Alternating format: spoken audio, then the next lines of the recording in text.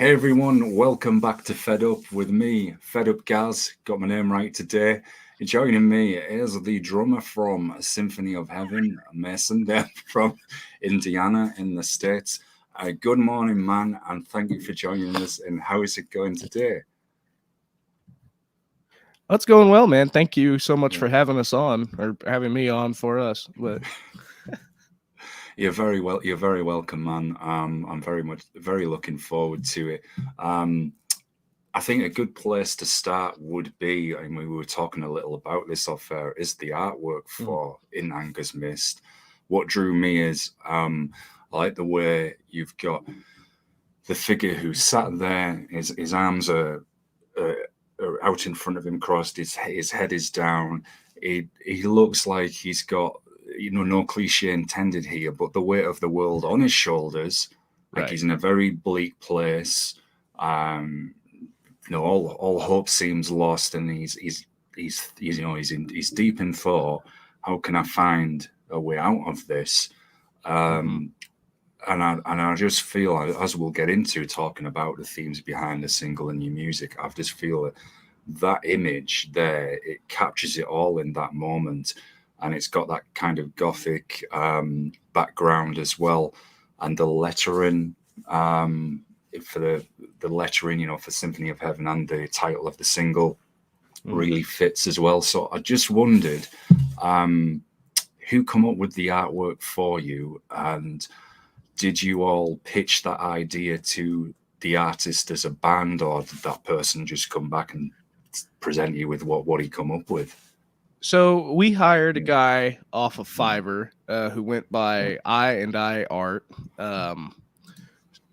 If memory serves, we gave him the bare minimum of what we were kind of looking for as far as incorporation of that character and maybe the setting. I can't quite remember, but he came up with all that on his own, and he sent us a couple other variants too, but that's the one that stood out to all of us. So I think we did a little bit of maybe color alteration, but that was about our extent of the artwork.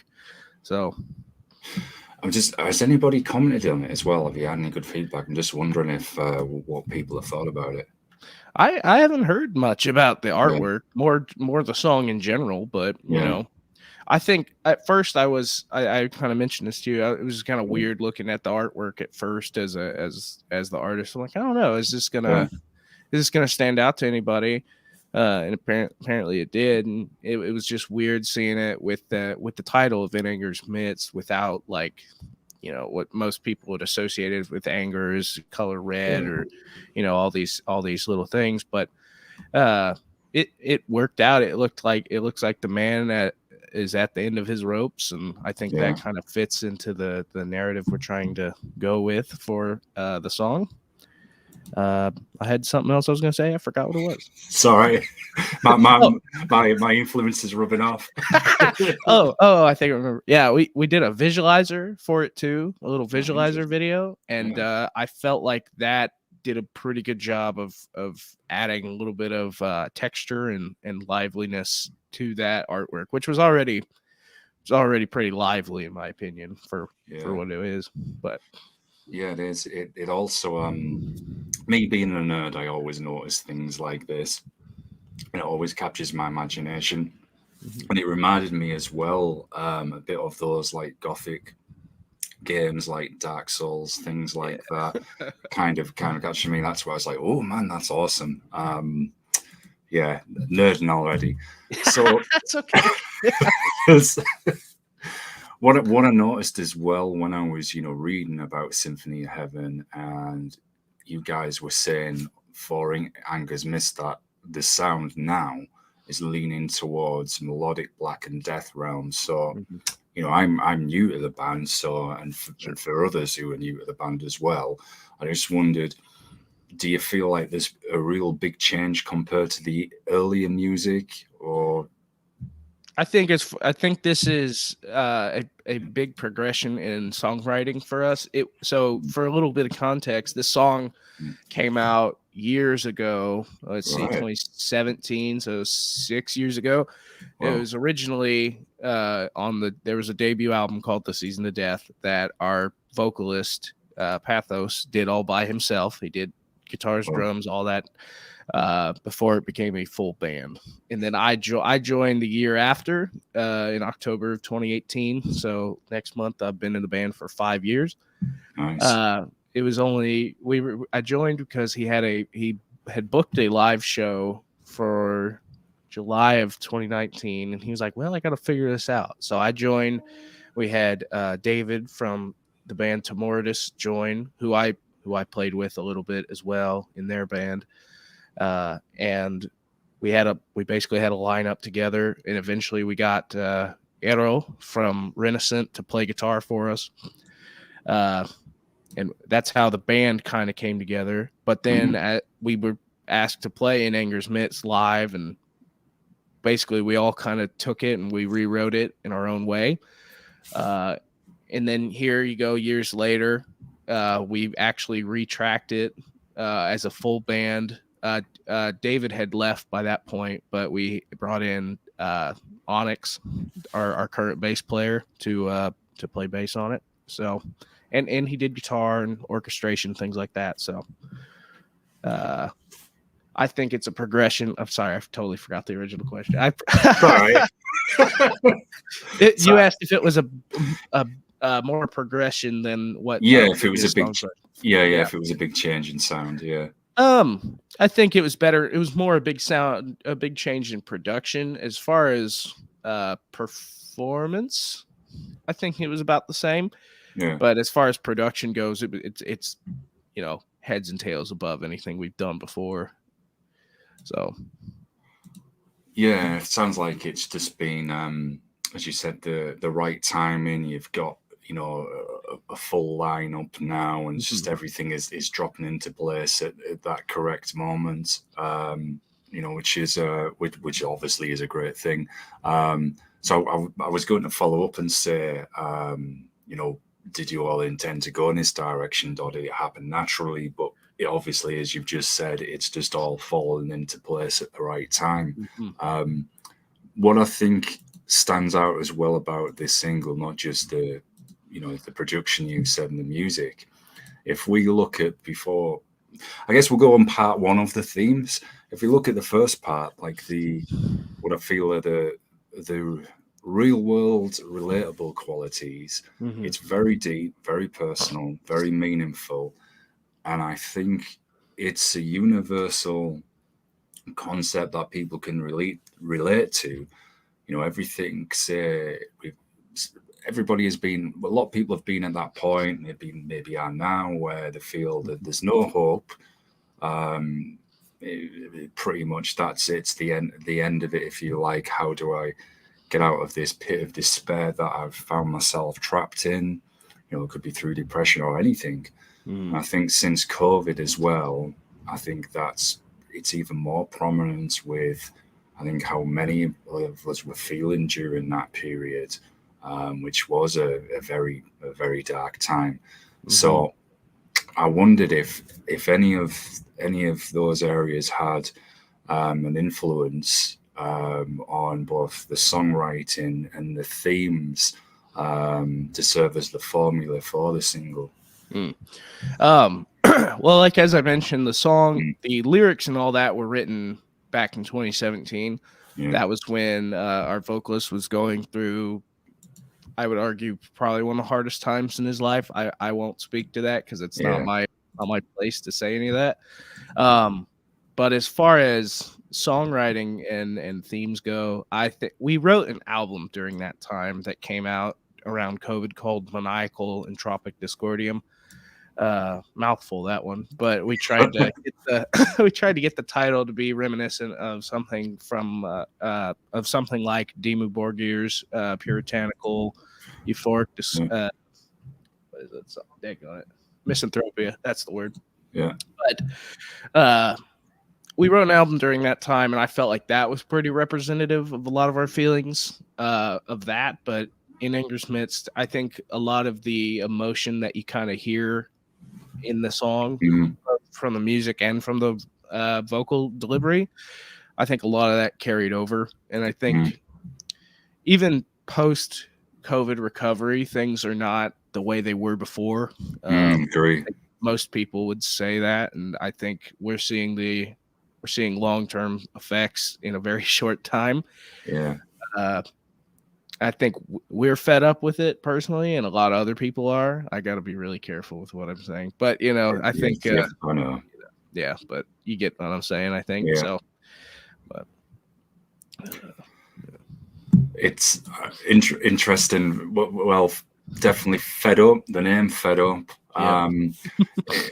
I've said this probably to every guest, but it's certainly relevant. I relaunched the channel about a month ago. It's very small at the moment, and I was just sat thinking, man, right, what can I do with this now? And I thought, well, always fed up about something, and I thought, well, how about put a bit of a comedy kind of turn on it, but something that's universal themes. Yeah, mentioning.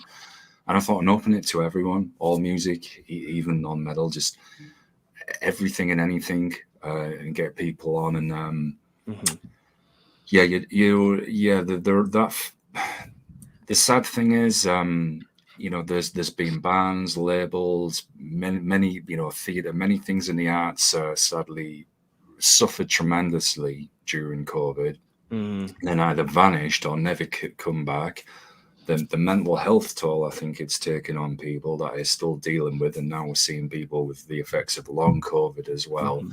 And you just feel like just when you're kind of reaching one bright, maybe the wrong choice of words here, I'll say maybe stepping out of the dark in a sense, slightly, and then you feel like, oh, here's something else which is going to drag us back onto this side. And I appreciate your candor as well. So it's, but I think though, when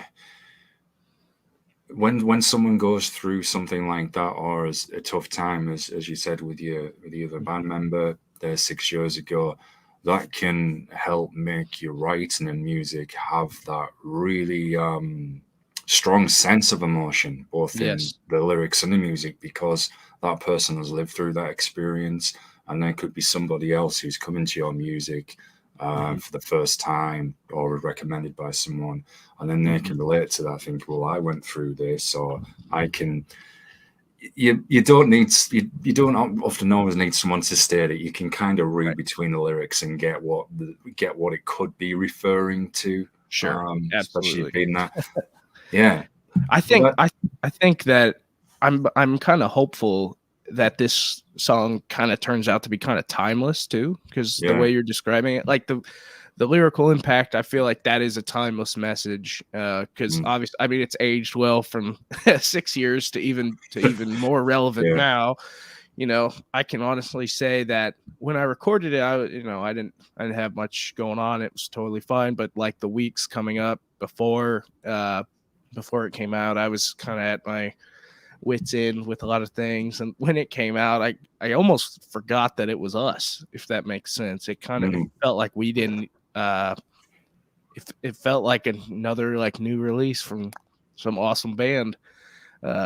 Sorry, I hurt my arm patting myself on the back there, but but it felt like it wasn't even us, and that was a cool feeling. And like I got chills when I listened to it when it came out with everybody, and kind of became an anthem song for even me, which is weird because I don't I've listened to our old stuff, and I feel that way every now and again, but not, it's hard to listen to your own stuff and be like, there's always something you'd change. And we're all our worst own critics. I'm the same with the shows. I can't watch myself. And not that I want to, because that would be quite disturbing, actually. That's what did you do to take us? Oh, well, I was sat back watching hours and hours of... Yeah. Right. Oh yeah, I used to edit a podcast, so like listening back to my own voice is like it's the most grating thing ever. Oh my god. Yeah, and it can be the worst critic as well, because there'll always be something you think, I could have done this better. I wish I hadn't have said this, or forgot to ask this, forgot to do it. And you can be sat there criticizing all day. I think that it must be the same for anyone who's doing any form of writing as well. Even playing songs, you must get those moments. But there's people where kind of like a musical writer's block in a way where, yeah, it's not that I can't play, but I just kind of just don't feel everything we're putting out. And then the same, that must be so frustrating when that happens as well. It can be, because like, for example, I was writing the drums to our album, Maniacal and Tropic Discordium, like as I was recording them. So that was interesting. Yeah. So I had these ideas, they just didn't make the cut. And now as I've fleshed them out more and more, mind you, that was my first like drum recording experience, so I've got to give myself a little bit of a break. But as I flesh those songs out more and more, and I practice them individually, I finally feel them come to life in their own, have their own unique voice. So when I play them live, it's not a problem. Like that initial like idea still has found its way to fruition, because I can actually do it now, and I can do it in a way that is proper, instead of how I was doing it before, which was really sloppy, and I didn't have the I don't want to say ability, but I just didn't have the know-how to do it, I guess is the better way of doing it, of saying it. But all things happen for a reason. So it's what it is. That's right, and it's trying to find that positive from everything as well. I'm just wondered, has there been any feedback to the single in terms of the lyrics? Have people reacted favorably to it, to say, look, I like the message here, or there was things I can relate to? I'm just curious. I haven't heard anybody do like an in-depth review of the lyrics. You're probably the first. But a few people I think have said a few things about like how they really like the song. Everybody who I've talked to pretty much has really liked the song. There's been one guy who was like, you had me until the Cookie Monster vocals showed up. I'm like, it didn't. I was like, okay, well, hey, thank you for checking out the song. We'll take what we can get. We appreciate you taking the time, that sort of thing. But as far as like the lyrics, I don't know. I haven't heard anybody say anything about it. But I just wondered. I actually I saw that on your Facebook page with the guy commenting, and I thought to myself, with the bands that he said, like, look, each their own. I like a lot of stuff myself, and I thought this clearly is not going to sound in any way like Symphony of X. It really is not.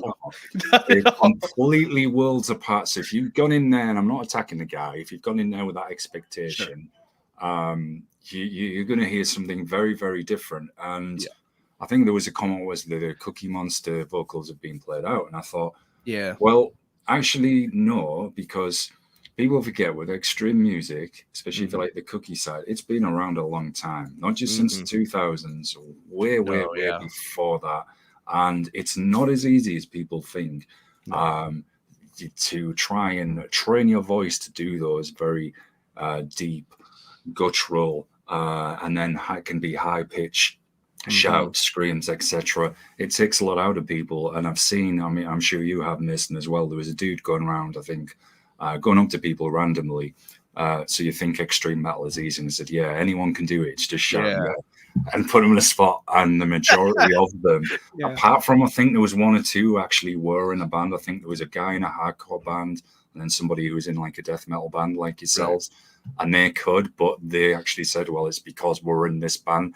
And it was funny, because if people realize, look, hey, this isn't easy at all. And I'm a colossal nerd, as you've gathered, so immediately that's why I look at the artwork, I look at the themes, I'm like, oh yeah, oh, I dig that, I can find that, oh, that's cool.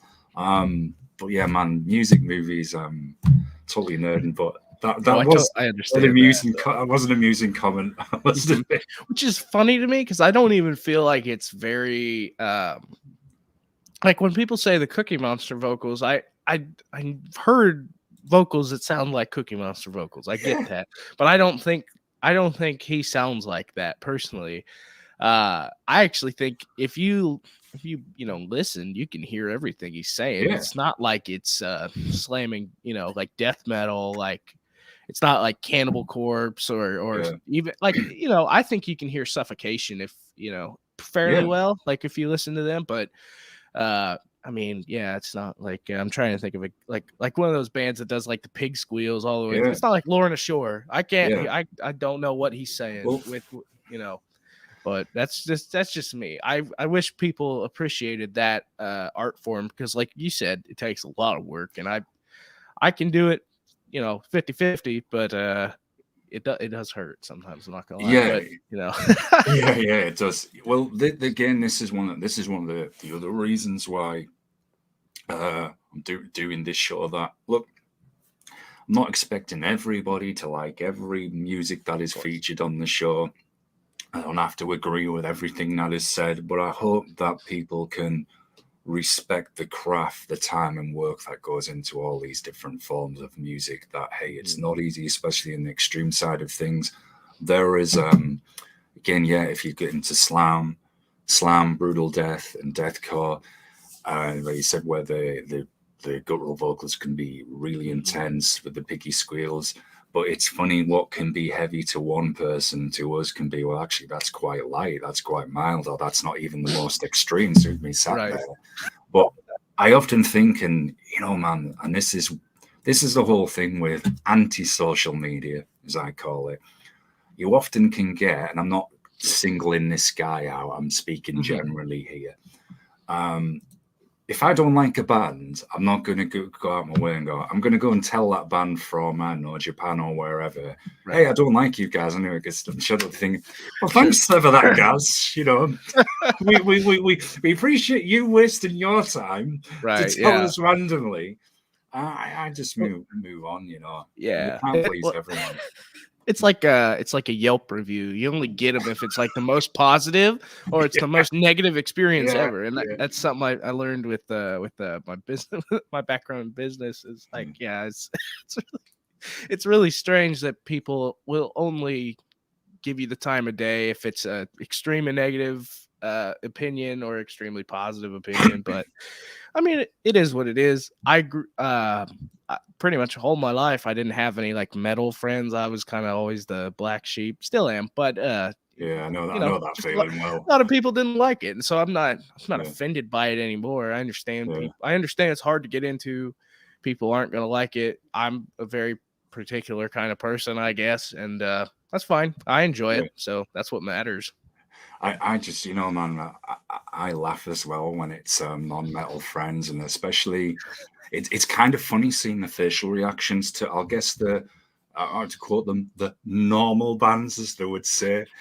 They'll be like, oh yeah, this is okay, and then when it gets heavier and heavier, and you're like going up the scales, the face will be like,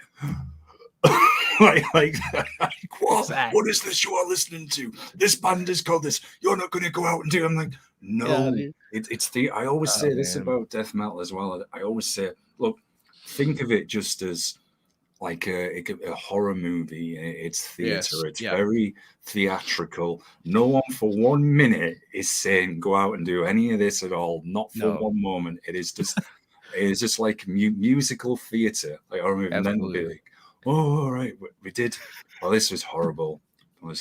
We took one. Sorry, go on, miss. You can get a word. No, it's just so funny. Like you said, like it's a horror movie put to music, which is so funny because horror movies are way more accessible, I think, to an average person than this style of music even is, and that's so strange to me. It should be like a hand in hand.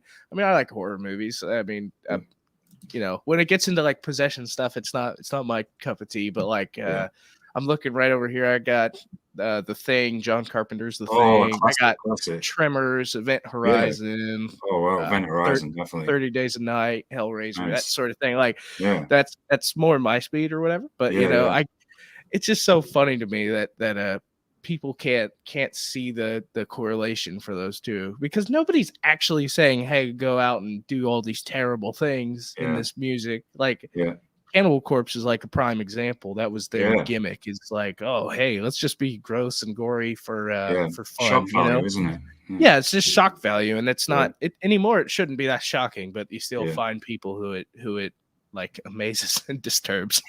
Well, and you're totally right, Miss. And I think, well, the amount of horror movies now that are, as you said, very accessible, and then TV series, and sometimes in these soap operas, which can be like a horror movie, and I'm like, you've got a problem with this music, and yet your soap you are watching sometimes can be even more awful than a horror movie, in not necessarily in the gore or things of the show, but just in how someone can be that twisted and wicked towards somebody else. It's not like I guess the way I'm putting it's not like a creature or a monster or a demon that is inherently evil. That's it. It's complete function. You expect that it's a monster. Well, this is like a person in that song that's got such ill intent towards someone, like are offended by this. Absolutely. Well, that's what that cracks me up, is like people love shows like The Walking Dead. They love that American Horror Story.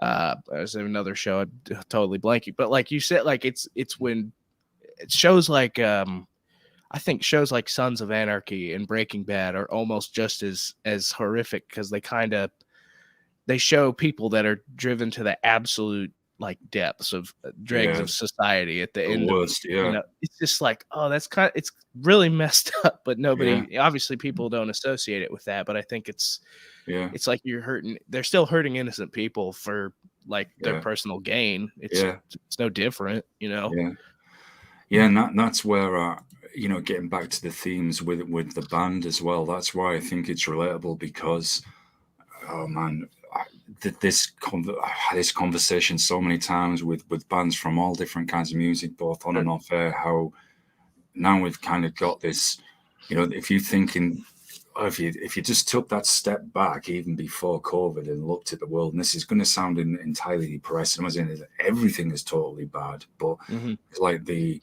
kind of worship of greed in a way. And that's how it's so dominant, and where it's kind of like sometimes you're promoting this culture where, hey, it's all right to step on you, do you harm if that propels me another step up the ladder. And I'm like, man, it feels like we've almost lost that balance. And then sadly, okay, I'm going to be a bit careful with what I say here. I'll just say the political climate, at the moment in the world.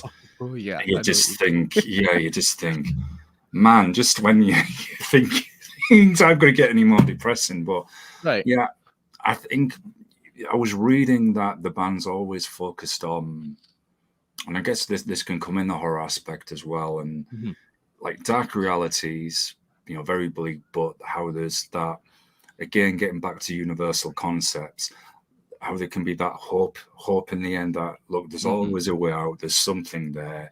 Hopefully keep striving forward, we can hopefully get to something better. And I thought that was interesting as well, from that lyrical and creative standpoint for Symphony of Heaven. So it's a perfect excuse for me to ask, has that always been important to you, as as the band's come together now from where it was 6 years ago? Has that always been the driving force to, I know there's like the horror themes and it's still, extreme music, but put out that, hey, there's still that hope for something positive at the end of all of this? Oh yeah, absolutely. I mean, I was raised in the church, for example. I've pretty much, that's been my whole upbringing.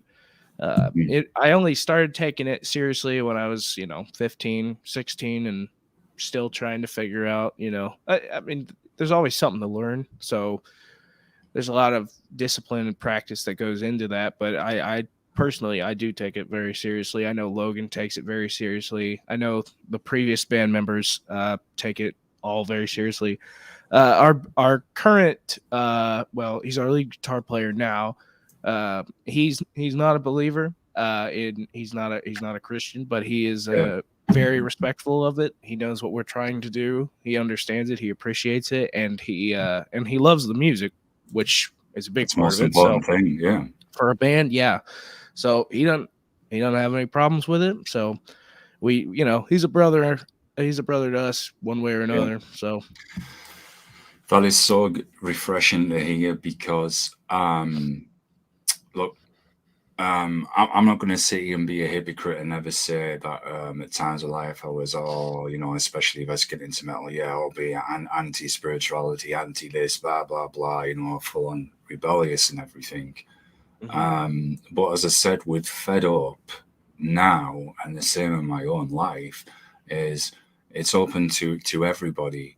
And there may be some people who be like, oh, you've got a Christian band, but why are you telling a Christian band? I'm like, well, why not?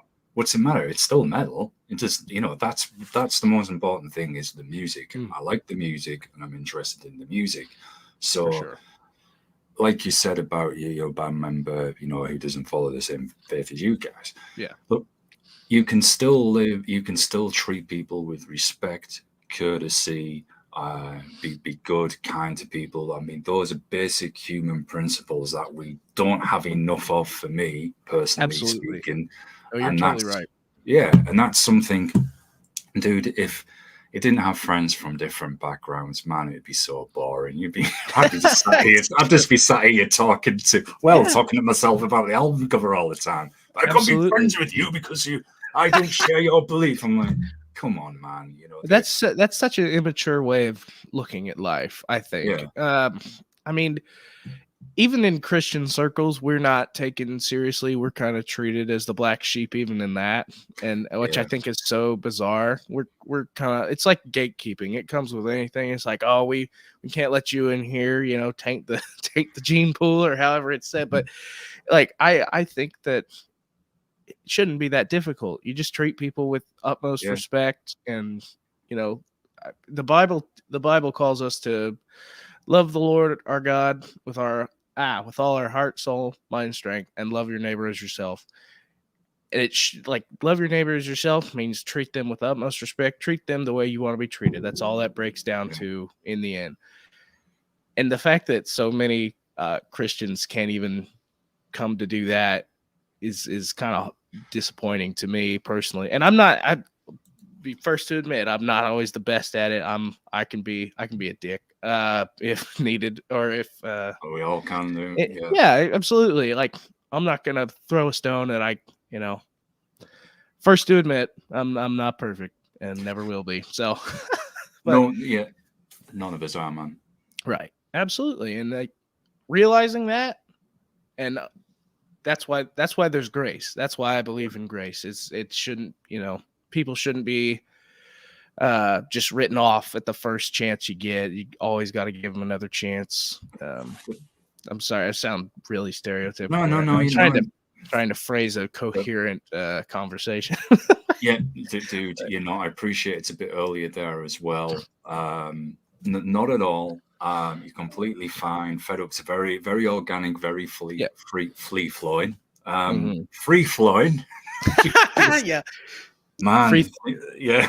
No, I get you. But I actually, while I'm thinking about it, I thought it was funny you mentioned, like, I don't want to listen to a Christian band.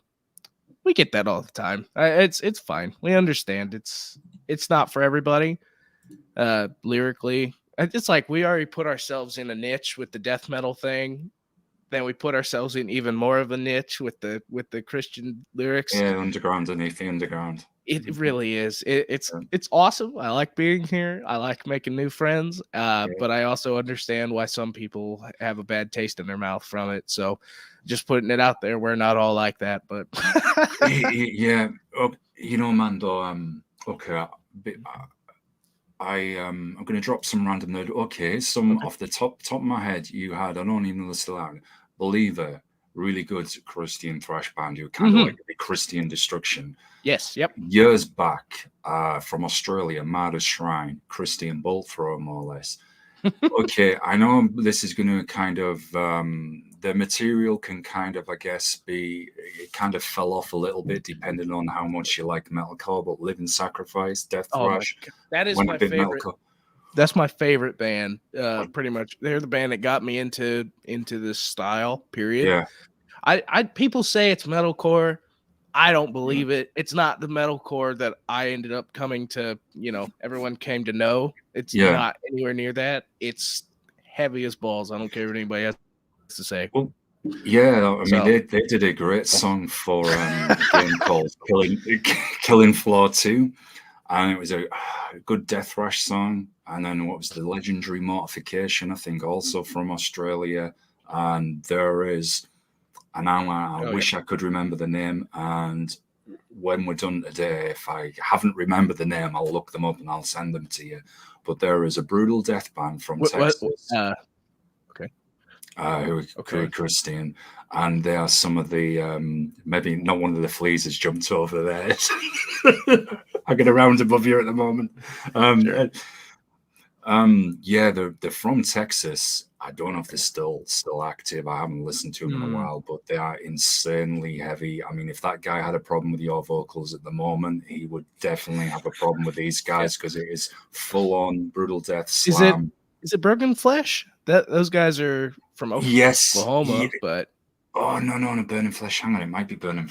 Right, I'm gonna have to just while we're here. This is my Broken Flesh. Broken Flesh. Yeah. Oh my dude, they are insane. That's the shirt I'm wearing right now. Oh yeah, I didn't notice that. Sorry, man. They are absolutely fantastic. Oh, dude. Yeah. Then they're full of. It's just so brutal. Yeah. Oh my gosh. I said this. We played with them. Sorry, go on, man. Yeah, we played with them.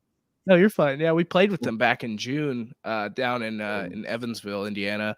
Oh, wow. And our guitarist had never seen him before. And when he's watching them, he's like, that is seriously like top 3 heaviest bands I've ever seen live. I'm like, yes. Yeah, that's what I'm talking about. That's what I'm talking about, dude. Those guys are all amazing. Yeah. They're all legendary. They are insane. And this is, like I said earlier, I'm not going to sit here and be a hypocrite and say, like, as I mentioned, I was never, I'm going to listen to that because it's Christian, blah, blah, blah. Look, yeah, I've been any of that. Yeah, I hold my hands up. But then growing as a person now, I don't care. I'm a metalhead and a punk hardcore guy, and I like underground hip hop as well. Those are kind of my 3 areas that I like. Now it doesn't mean I don't like any other music. So for me, if I hear the music, I like it, or if I don't like the music, but there's something interesting there, I think, oh no, that's cool. Right. I'm a nerd. I'll talk to pretty much anyone. And then it doesn't matter to me what the band's faith is. I had a guy on from Iran, and and that was a really difficult show to set up because the internet's very restricted there. Oh yeah. It took us a lot to organize. We must have spent 60 minutes just trying to set the thing up. And he was a very spiritual guy, very his music, again, kind of in, like as I mentioned off air, in vein of bands like Orphan Land. And to me, I'm like, yeah, I like all my extreme music, but I'm like, as we were saying about respect, it doesn't matter if somebody's got a different kind of spiritual beliefs to me, or as atheist or whatever. None of that matters. You can still be kind to people. The only problem I kind of have, and this is where I'm trying to sound coherent here, and I'm rambling on, is I appreciate the horror themes and an extreme metal, I do, but if you come across, and thankfully this isn't too often, but if it's a band where they generally believe in persecuting others just because of their beliefs, whether that's their faith or their, if they're male, female, or their sexuality, whatever that is, that's when I have a problem. I'm thinking, that how is that a cool concept to put out that isn't in my understanding in any shape or form, and that's when I have a problem, because I'm like, this, you can't say then this is just, it's in the art of horror or whatever. I thought, no, you generally believe in harm to somebody else Right. just because they don't align with you. As you said, apart from that being just so stupid and immature, that is completely wrong. And those kind of people need to hopefully make some life choices and readdress. You know? Absolutely. I I personally have a hard time with a lot of the like secular black metal for that exact reason. Like very early on, it's very pro persecution of Christians and of other faiths. Pretty much, actually, I think it was any faith, pretty much. But they just happened to burn down churches and whatnot. But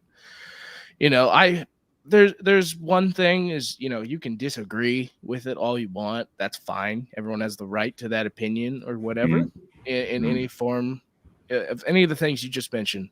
Perfectly acceptable to disagree. But you're absolutely right. Anybody who wishes harm on those individuals because of that belief or any, like you said, any of the things you just mentioned, ideology, like you said, sexuality, you can, if you wish harm on those people, that's just, I can't get behind you with that.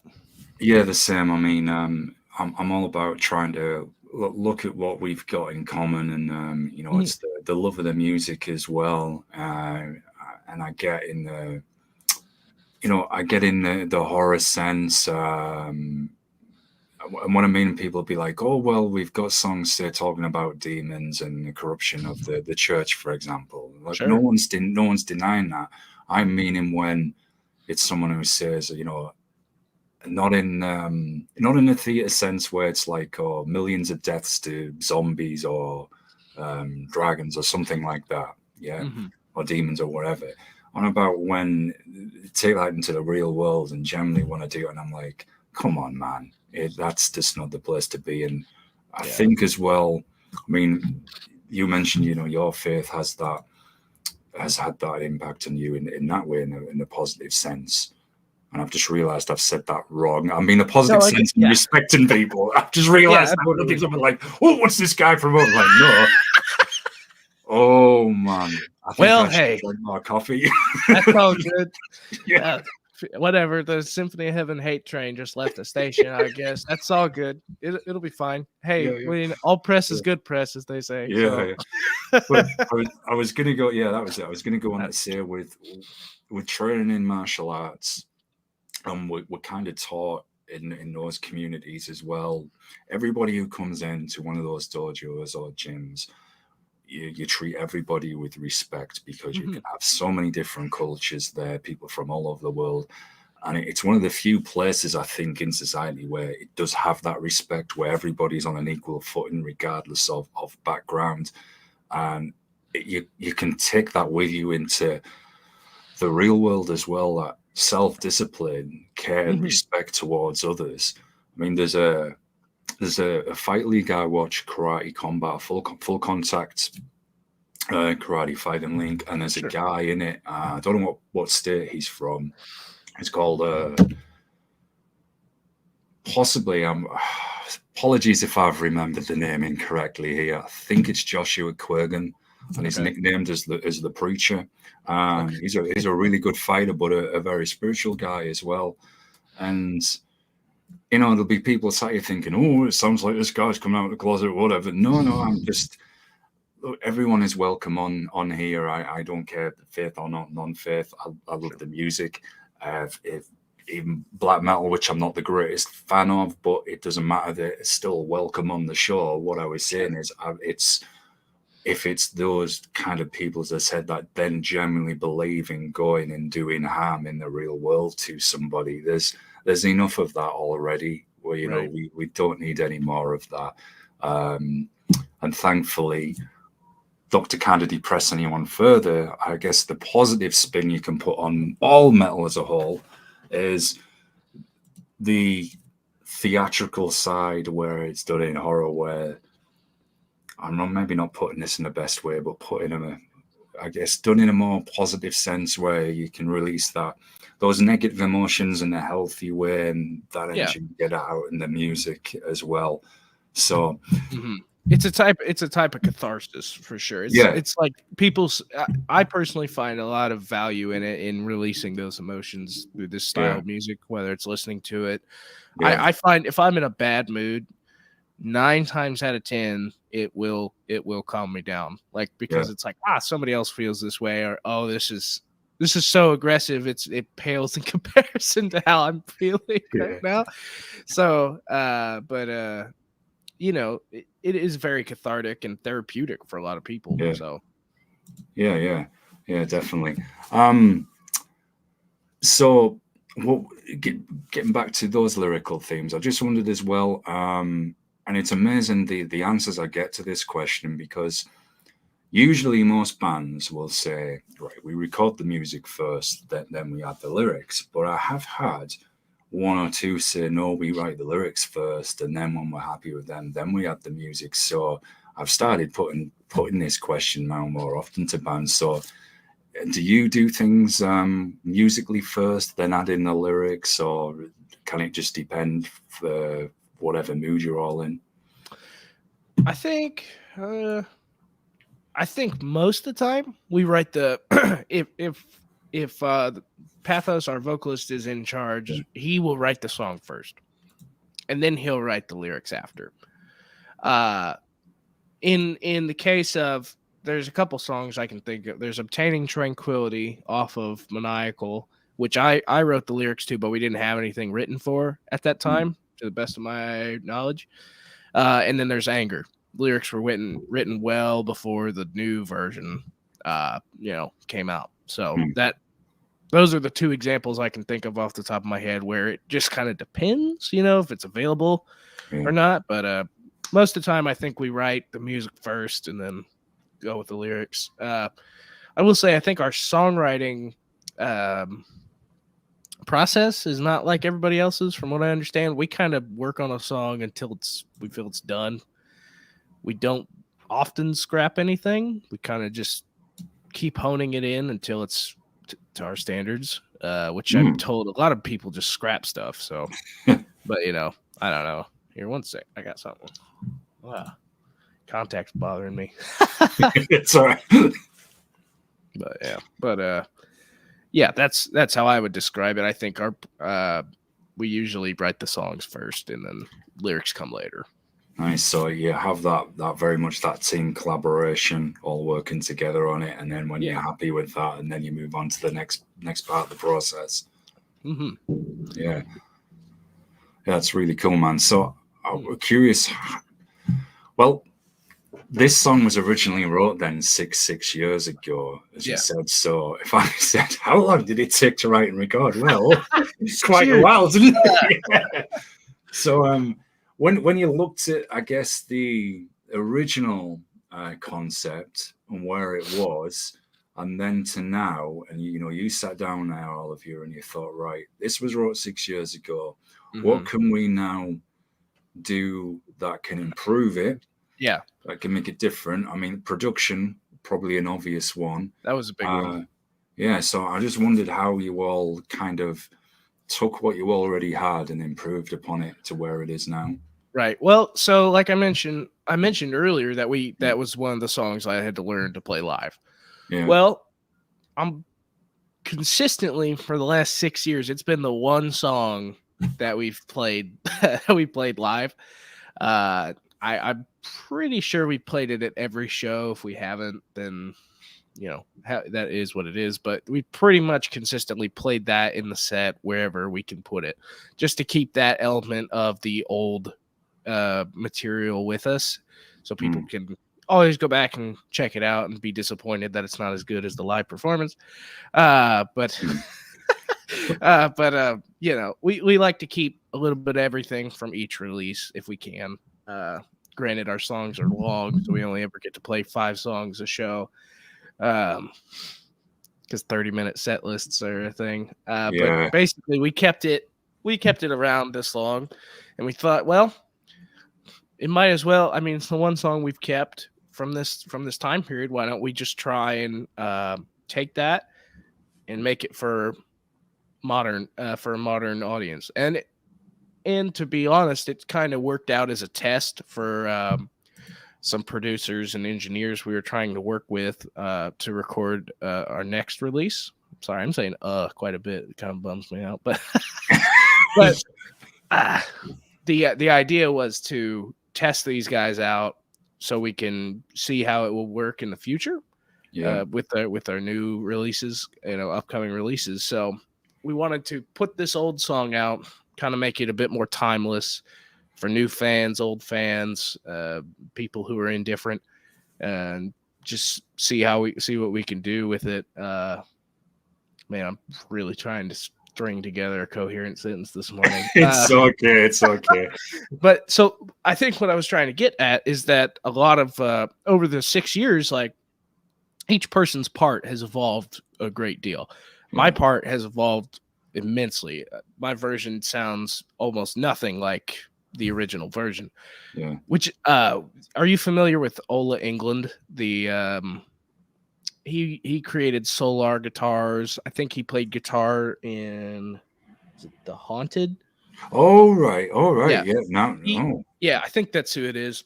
He has a YouTube channel and he's covered our stuff a couple times. Yeah. Pathos's endorsement is with Solar.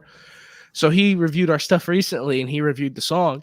He goes, "Oh wow." He's like, "It's very the upbeat. There's a very upbeat classic black metal style." He's like, "I've never heard anything like this. It's kind of happy." He said it's rockabilly. Like he's like, "It's got a rockabilly beat to it." I'm like, it's not quite what I was going for, but I do remember I threw in some swing back into it because when I started playing, I wasn't like a seasoned metal drummer at that time. I was more rock and stuff like that just from practicing for all those years. This is the first band I've really been a part of, so that's right. That's part of it. But yeah, it's worked out so far. But I threw in the swing stuff, and I've kept that ever since. And he noticed it. He called it something. I was like, okay, it's not quite how I would describe it, but I see where you get the rockabilly thing. Yeah. And so that I thought that was interesting. But I know that, for example, Logan's part, I'll just call him Logan from now on. Logan's part, Ero's part, all those guitar parts changed. Bass part pretty much stayed the same throughout the years. And then with the new song, we added in a lot more orchestration, which I think accents everything like perfectly. Yeah, as we were saying, like with metal having that theatrical component and it adds to it, and with that drumming style and it being upbeat, as she said, I'd imagine that will come across when people see you live because it will propel that fun atmosphere, get people moshing around as well, and I can see where, as you said, where the guy's going with that, and like rock is it's the roots, isn't it? It's like the roots in that as well. So. He did, yeah, absolutely. And I thought it was a fair comparison. I thought it was just the way he phrased it. I'm like, for a first listen through and never hearing it before, totally fine. I totally get that. I can barely string together a coherent sentence. I've been awake for a few hours, so like it's totally fair that you would have that reaction. He'd already been on a stream for like an hour and a half or something, listening to other bands. So the fact that he said, one, that he had never heard anything like it was awesome. That it was upbeat was awesome. And that he noticed the fact that it was a swing pattern that I put in was awesome. He just didn't put it the way I would have. Yeah. Oh, I'm sure I don't put things in the correct way frequently on this show. The same halfway through when I get in a question, how like the thoughts just evaporate on me, and I'm like, I know what I'm wanting to say, but the words aren't coming. This is me on a daily basis. This is why I like writing things out, doing the typing interviews. Like, I can say exactly what I'm trying to say. And the same on those the email ones as well, man. I've done a few of them, and then I fall asleep writing them because I'm like, oh God, this is just so boring. I thought, I just want to talk to the person. I'll ask them. I prefer conversation. Oh yeah, I much prefer conversation, but as far as communicating with people, because you actually get to connect with the person. Yeah. Other than it being like this transactional kind of relationship. Yeah. Yeah, I like the other one for convenience, but I like this Yeah. for actually engaging with people and building that relationship. So Yeah, me too. And again, it's why I was saying I made fed up open for everybody. All forms of music, extreme metal, regular metal, non-metal music, whatever. There's trying to organize some independent film guests to come on as well. it'd be sick. Yeah, for sure. I love film as well. Well, as you've clearly probably gathered, Yeah. colossal nerd. It's not like exactly how it says. Like, I was seeing people be saying, "Oh, this guy's got a Christian man." And I think people who've got a bit of sense be like, "No, the dude's just a nerd. He just loves everything to his favorites, and that's how it should be, man. It's dude. that simple." I mean, I'm a massive nerd myself. I'm not gonna pretend I'm not. I like nerdy about death metal. Like I'll talk about Star Wars, like mostly old Star Wars. I got you saying Disney, Daft Disney, as I call them, kind of bad. I won't talk about that. I already pissed enough people off on Instagram about it. But my co-host who's with me here sometimes, he runs his own channel, Ross, and to get him well myself, mention what Disney have done to Star Wars. That's it. Well, actually, funny, we had a band on from the West Coast a few weeks ago. I'm so sorry because they were great guests and I forget the name. They were like a prog band, I think. Okay. Really, really great guys. And one of them, as we were talking about movies and everything, Star Wars come up in the conversation, and the guy got going, and I could see he had that passion, and I'm sat there. And like his band member used to have courage to like, so talented. The guy was and it was hilarious. And that level of anger, anger's missed. Anger's missed. I understand it when I'm talking about Disney Star Wars. There's like, personally, I think the best thing that they have done with it is Rogue One. And agreed. I thought the last season of the Clone Wars was awesome. It was whatever, but I think that was a carryover personally. So that's the end of it for me. Rogue One, Mandalorian, Boba Fett, which I know a lot of people still didn't like, and it wasn't perfect. No, it wasn't. And I'm gonna now this is one I'm a bit afraid to watch. Yeah, you might have seen it, so appreciate your advice here if you have. Mm-hmm. I'm hearing mixed reports on Ahsoka. Some people are saying it's really good, and others are saying to me, first 2 episodes are good, and then after that, it's an absolute train wreck. So, is it terrible or? Personally, I hated the first 2 episodes. I watched the first 4, and as somebody who watched all of Clone Wars and all of Rebels, which are the 2 kind of shows you need the background on, they totally just ruined. Like they don't even try and adhere to the characters from either show. Like they shoehorn in new ideas that were never presented before with no explanation. I think it's almost like portrait of a character assassination for half of these characters. Personally, that's it's a bummer to me. It bums me out so much. It's why I watched all these other shows. I enjoyed them for what they were, but I'm starting to realize they just aren't quality, All it is anymore is a cameo here and a cameo there. And focused around a jumbled plot. So milk and cash grabs, aren't there? We went to see everyone's been asking me about this, saying, is it any good? We went to see the new Indiana Jones movie. Oh yeah. First 20 minutes I enjoyed. This is pretty cool. First 20 minutes. And then after that, I'm like, this should be good with everything it's set around, but it's completely awful. It's almost I almost feel with what Disney are doing. I'm not saying everything is bad from them, but there's a lot of bad. It's almost feel like Mickey Mouse is dancing across the screen, waving his dollar bills. I've got your wallet. He's dancing on the graves of all our favorite IPs. The real Sith Lord, Darth Disney. Yeah, exactly.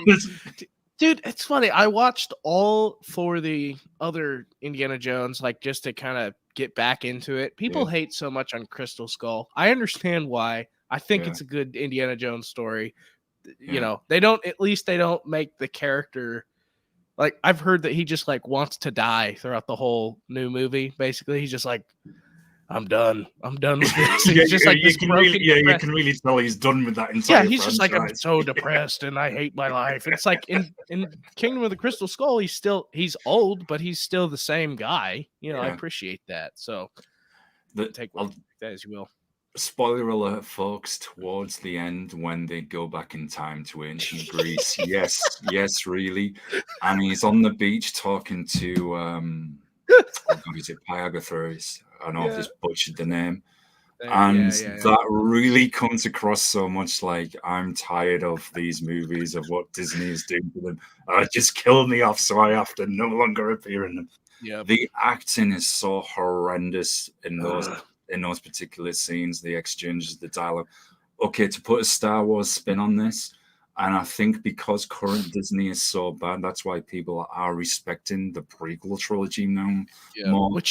Which have plenty of flaws. You know, they've got a lot of flaws. I mean, I think everything has flaws. Yeah. So, you know, but I was going to say the dialogue was as bad as in the prequel trilogy, but that's still somewhat better than current Disney with things. I mean, oh man, I could run.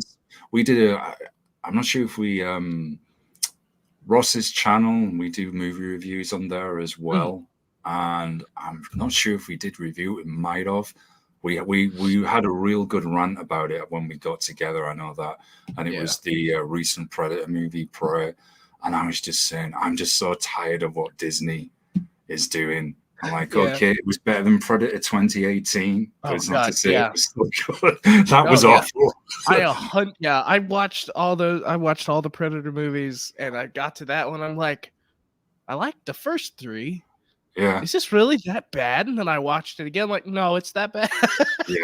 Yeah, because a lot of people hate on Predators, and I actually think that one's pretty good. It's quite decent. Yeah, I thought it was great. And I didn't mind even people hate on these two. The AVP films, they're not great. The first one I actually liked. The second one, first 15 minutes was okay, and the second one, and then. But man, Predator 2018, just the way that giant Predator is, even his voice is going, McKenna. Some of the jokes in that. I mean, there's one joke that made me laugh. I can't repeat it for political correctness reasons, but you know, there's. Yeah, I think I know which one you're referring to. We'll talk later. But it's just that's not a fair one. Yeah. Absolutely, but it's just, oh god. I'm so glad the writer strike's over so we can keep getting bad movies.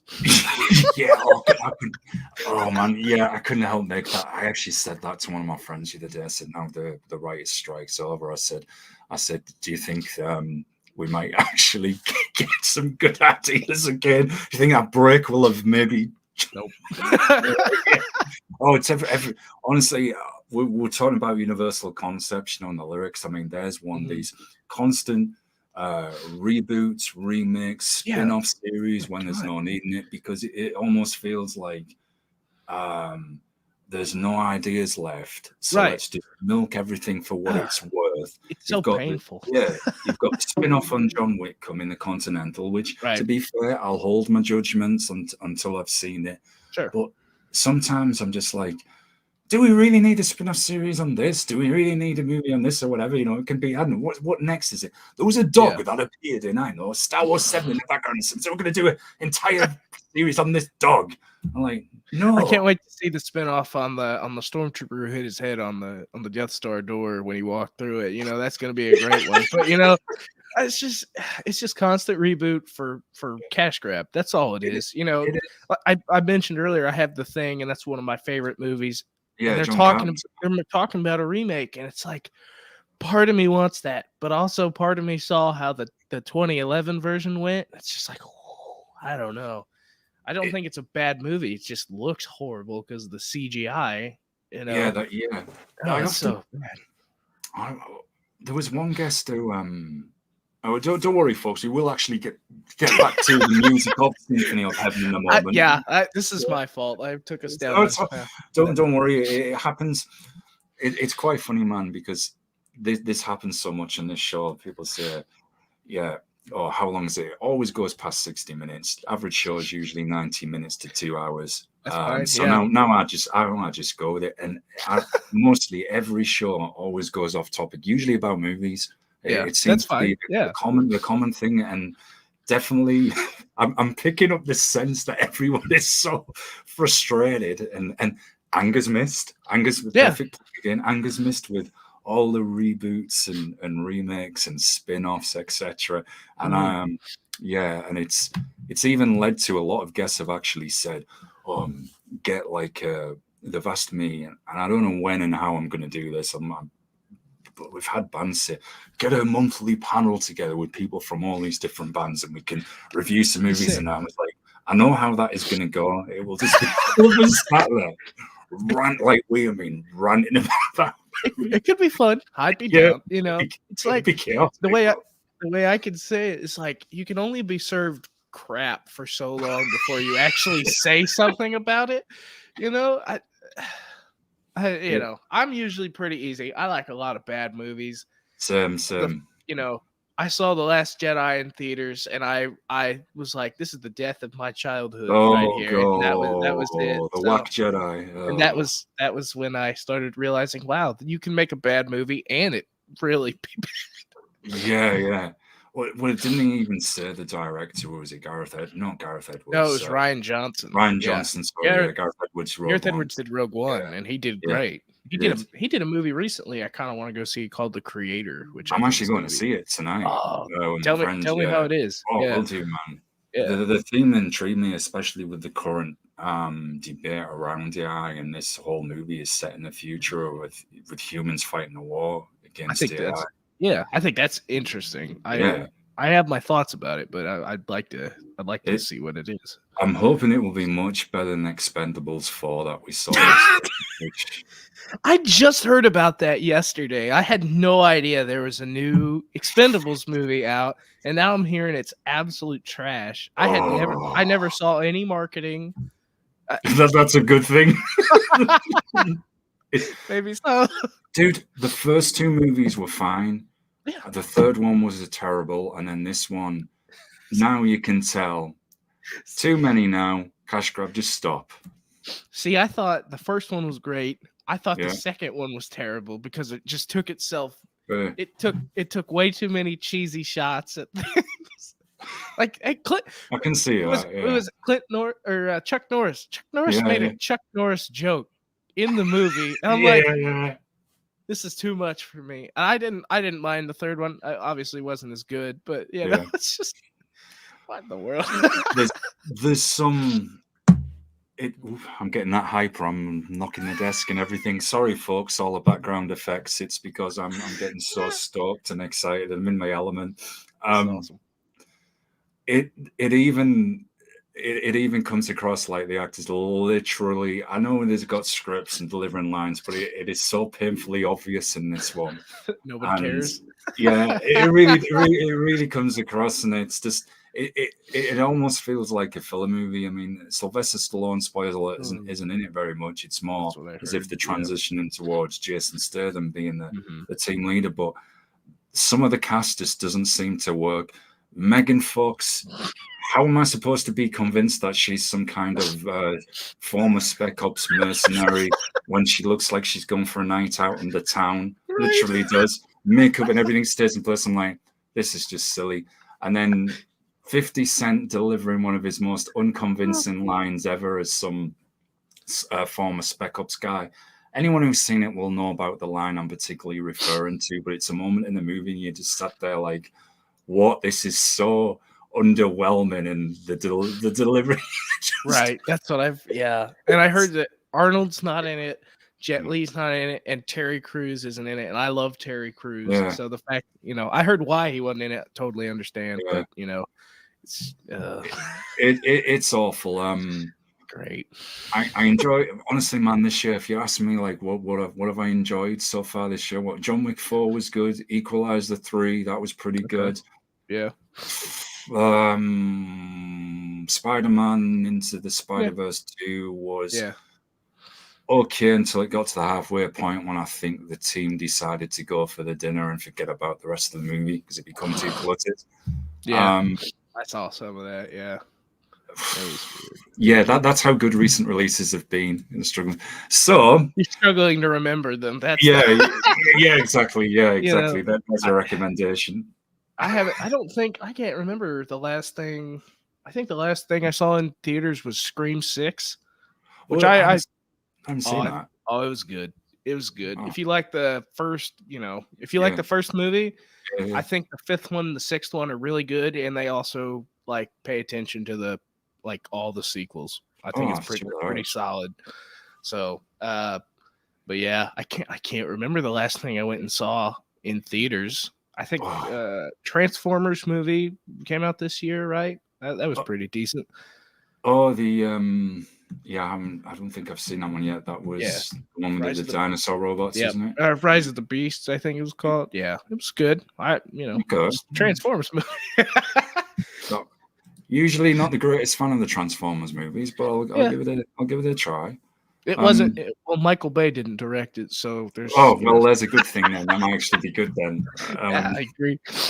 Yeah. Or is it, to quote my friend in one of them? What was it? The line? I forgot the actor's name. How he went in one of the early movies. No, something like that. Oh man. Oh, anyway. Yeah. Returning back to music for a short while, but the hate train will continue. Like this guy. He hates Star Wars. He hates Indiana Jones. He loves Jesus. There's a problem. I tuned into him and talked to this guy about Symphony of Heaven. Not for your hatred of Star Wars, blah blah blah. Yeah, don't worry, folks. It's fed up. We're always fed up. We go off topic. So it's fine. Getting back on topic just for a moment before we probably go off topic again. The other thing that I did find interesting, and I don't know too much about this, I'm hoping you can educate me on this. Was this and it sounds like the only way I could think of it, and I think the little bit of research that I managed to find, it's this order was founded in 1897. Ordo, I'm going to butcher this. Ordo Aurum, and it sounds like almost like one of those like knightly orders, like Knights Templar or something. Mm-hmm. So there's another loaded question here.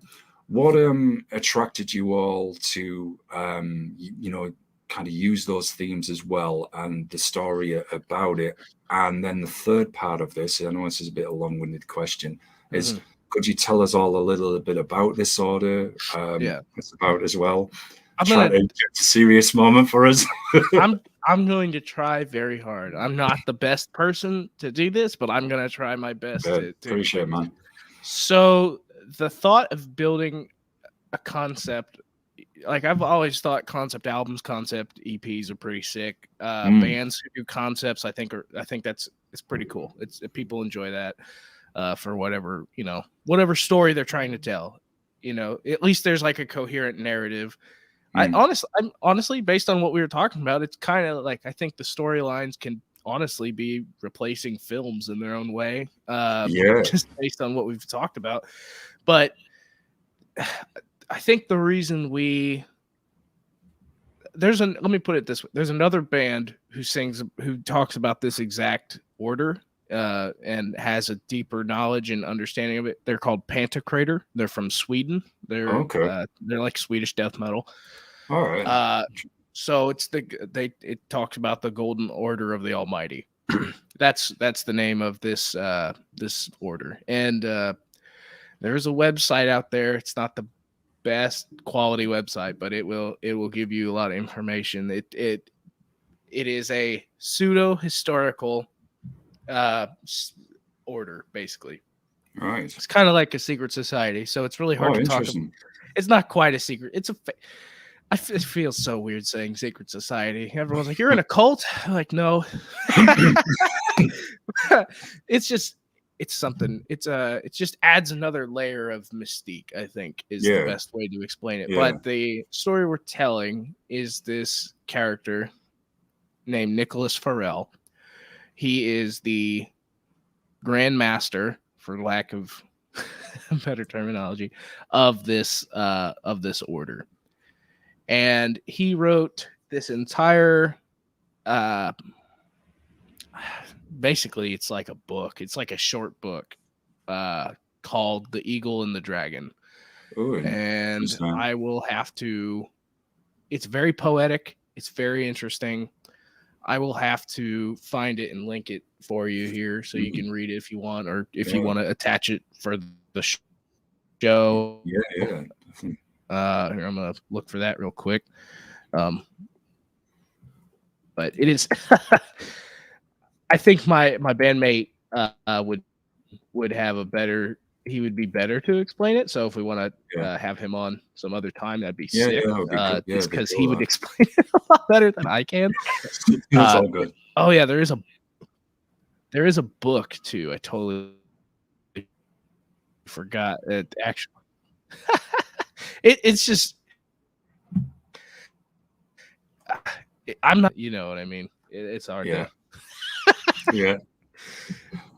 Already having hard time coherently saying anything today, so it's okay. Next one, do as I suggested. We'll get you on in the later, not in the morning.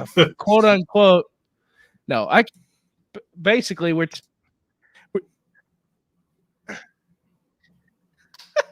maybe so. I attached a couple things to the chat here so you can click on, but in essence, it is. Oh, goodness. It incorporates a lot of bands into its fold, I suppose you could say. There's Pantocrator, there's Crimson Moonlight, who just put out a new song today, so I recommend checking that out. But the greater picture is to build this kind of brotherhood of musicians behind it, but also to tell this interesting story that's oh Lord. The Eagle and the Dragon. I highly recommend checking it out. But also there's a thing on that website where it talks about the Grandmasters, and there's a lot of names you'll recognize from it. It takes historically biblical characters and a few other characters throughout time, whether they're historically accurate or fictional, and adds a little bit of depth into their background. You know, like I said, it's pseudo historical, so take that as you will. Yeah, but it's still interesting. It's still adding like an interesting layer to the music, and like I was saying, I wish I knew how to describe it better to you. I need to get better at that apparently, because I knew this would come up, and I'm like, how do I explain this? And clearly, I don't know. So. Don't worry, we can always do a follow up. Is with maybe not in the morning as well, so better for you. I can get a little bit of time in the day, you know. But. I can identify with that. I'm not exactly a morning fan myself. Which, if I'm featuring, which I'm hoping to do, guests from Australia and New Zealand again, I'm gonna have to be doing some of those. Stupidly early starts. I'll be like having mass amounts of coffee. But no, like I was saying earlier, adding anything that's kind of alternative take, different layers across all these different themes. You know, that's always interesting in music. And it was like, oh yeah, because I'm generally well, as I said, I'm a nerd, so I'm interested in all of these different things anyway. To me. It's just something that grabs us. I just wondered then, Mason, do you, another loaded question here, do you have an album coming soon which In Anger's Mist is taken from, and is it going to carry these themes forward on that full release? So yes and no. Lyrically, yes. The concept is going to be consistent. We're going to keep building off that, and I don't know if there is a plan to write that out of the future at any point. I imagine we're probably going to. Honestly, we're going back and kind of rewriting old stuff into the into this lore that we're kind of building. As far as the single will not be on the next thing we do. There is talk of maybe trying to get. I don't know if I should. Yeah, I'll say it. There's talk of trying to press a couple of some 7 inches, with that single and maybe a cover or something like that. We have something kind of backed up. I can't say it will happen. It's just been in talk. but that is what we've been discussing lightly. But the next thing is going to be an EP. We already have the songs written. We are beginning the process of recording now. I was actually trying to track drums last night, but it just didn't work out like I planned. But yeah, so we have a 4 or 5 song EP planned out. So that'll be, hopefully, we're hoping to have that out by early next year. Maybe, middle of the year. Yeah. Something like that.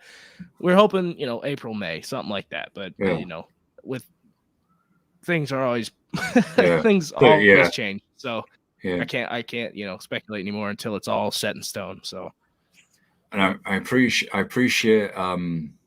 Will this be on? I think on Rottweiler Records. No, it will not. I think I'm allowed to talk about. We are no longer with that label. Okay. We're fully independent now. With that, this song was the first thing that was fully independent. Yeah, as far as I'm aware, I'm allowed to say that. So yeah, that's fine. That's fine, man. Appreciate that. I always found that name amusing for Rottweiler Records as well. I used to get some promos from them, I think, back in the day for one of my radio shows. I saw the name Rottweiler. I always made me nerd. I saw this Rottweiler literally barking. Oh yeah, absolutely. I love those guys. I love Sean, the old owner, and I love all the guys who run it now. No problems with them. They put out good music, so we it just felt like it was time to try something on our own.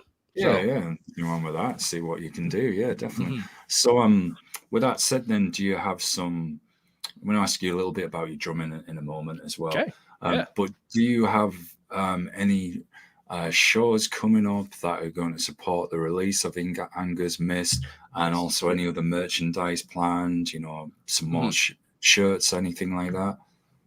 We do have a show coming up October 21st in basically Kokomo, Indiana. It's just easier to round down, as it were, with that. But Kokomo, Indiana, it's Pit Fest. It's a free music festival. Mostly it's Christian artists. We will be the heaviest band there. I keep saying that and hope I don't piss anyone off, but we're death metal.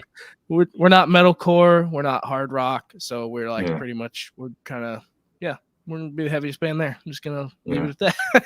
As far as merchandise go, we are talking with the company, and hopeful we'll have something by the show, but if not, it'll be available online. So that's pretty cool, man. And I hope you get some new fans at the fest as well. That can get turned on to some heavy music as well. That would be pretty cool, man. I'm cool with being the gateway for that. You know what I mean? Yeah. Like, I get metalcore is popular, and I know that. I mean, it was kind of where I started with new metal, then went metalcore, and now I'm here. So it's an elitist. Like, don't worry. As I said, I'm not going to sit here and as I've said, and be a hypocrite and say that I didn't go through the elitist phase when getting into death metal. Yeah, I think you can really relate to this here, where I was like, nothing else is real, outside of death metal. That's what poses. Blah, blah, blah, blah. No, I'm just kidding. I still love I love a lot of different stuff. I just I have personal taste, and that's my personal thing. So I always say this. It's funny, man, because my radio shows, which I'm hoping to bring one of them back when I can find a minute, which whenever that will be, I don't know. Yeah. But I used to do shows predominantly around hardcore and the related subgenres: grindcore, crust grind, DB, thrash crossover, basically extreme forms of hardcore and punk. Then with bits of death metal, brutal death slam, HM2, all of that stuff. And it's funny, like even on the metalcore thing, how a lot of people in the hardcore scene will think of the metalcore more as the metallic hardcore as well, bands like Integrity, Earth Crisis, stuff like that, even though like War to a point who were a bit New York hardcore as well. When then compared to, say, how some people would think of more, I guess, more recent bands where I'm like, well, saying it's metalcore, but it just sounds like a bit of extreme and clean metal. So even that is pretty bit. And the whole thing with the gatekeeping thing as well, I understand to a point where if it's particularly a genre and you want to preserve the spirit of that genre and sound and don't want to say that pollute and turn it into something it's not, I get it.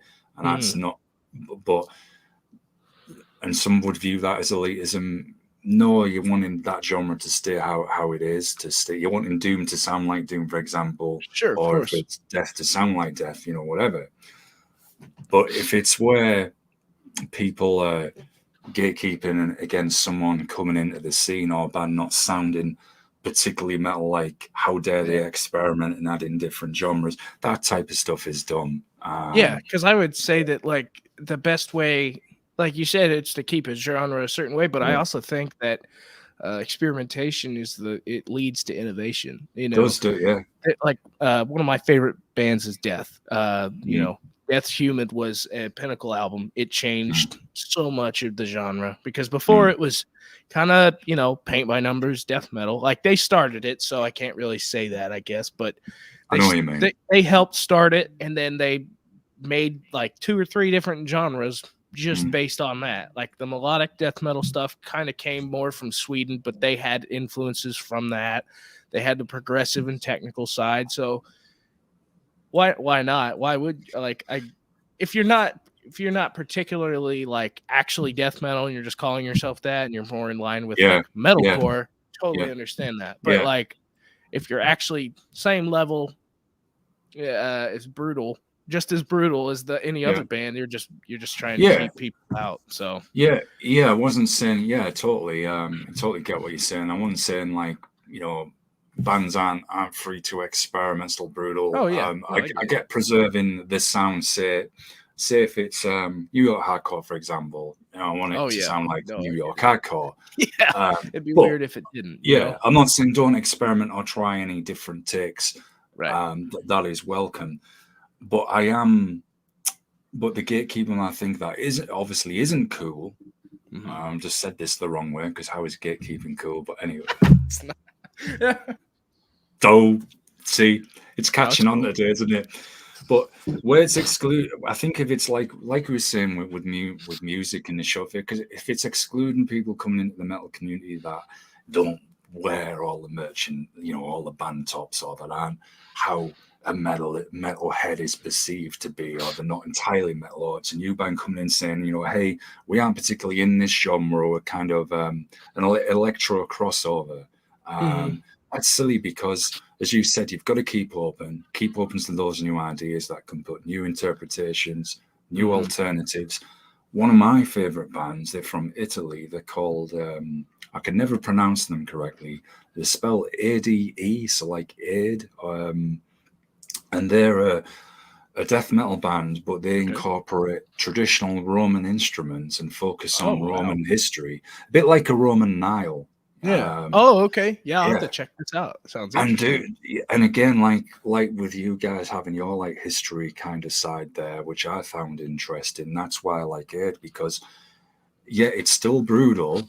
Okay, is it as brutal as Broken Flesh, for example? No, they are insanely heavy. Of course not. Or Devourment bands and all of that nature. Of course not.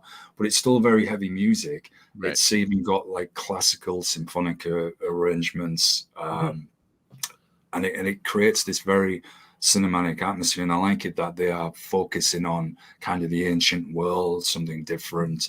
And I thought, man, this is pretty solid. So there's an example of where we're going to do something, take this little element. Okay, Nile, you know, is Nile focused on Egypt. So we're going to look at Rome. And hey, man, it works. So that kind of thing is good. And the same with movies. Sometimes all it takes is a slight structure change, adding something in a little different to help you stand out or be a little more unique. And that's all it takes, instead of, as we were saying earlier with the movies, the constant rehashing. And I think that's a welcome thing in metal. And then it stops everything being stagnant. It stops musicians like yourselves getting bored with whatever you're doing. And don't get me wrong, I'm not going to sit here and say, I've never gone through that phase, or if I ever get my hardcore grindcore show going, well, of course I'm going to want the hardcore to sound like hardcore, to be very raw and fast. The same with the grind, or I'm not going to expect it to sound like part reggae and part. There probably is some bands who do that, and it would be an interesting experience. But yeah, it's context and being open experimentation is good, and I understand, as I said, about preserving genres, but not excluding people coming into the scenes, or like discriminating against somebody just because, hey, they might not share your particular belief. That's why, to me, I looked at your band. Apologies for the very long-winded rant. Well, you're fine. I looked at your band as the music. I like the music, and I'm interested in the themes of what they're doing. I found that interesting. There was things there I could relate to, like we said, universal concepts, which it doesn't matter if somebody is Christian or not. And that's the way I thought, no, you're on here as a metal band. It doesn't matter to me whether you're Christian or not. And if anybody, listening has, a problem with that, well, how dare you feature a band? I dare, because it's open to everybody. It doesn't matter. It's about the music. So hand the floor to you, sir, because I've ranted and ranted. I think that's what's, like you were saying, I think that's what's cool about the internet in its own way. Like it's a tool like anything else. It's kind of decentralized the gatekeeping, as it were. Like it has decentralized and centralized at the same time, because now the gates are open to everybody, but that also makes it 10 times harder for anybody to break through and succeed. So I think all bands in that form, but at the same time, you can hear a band from Italy and it impact you wherever you are. Yeah. I can hear a band from Australia. I'm here in Indiana. It's like that would never have really happened before the internet.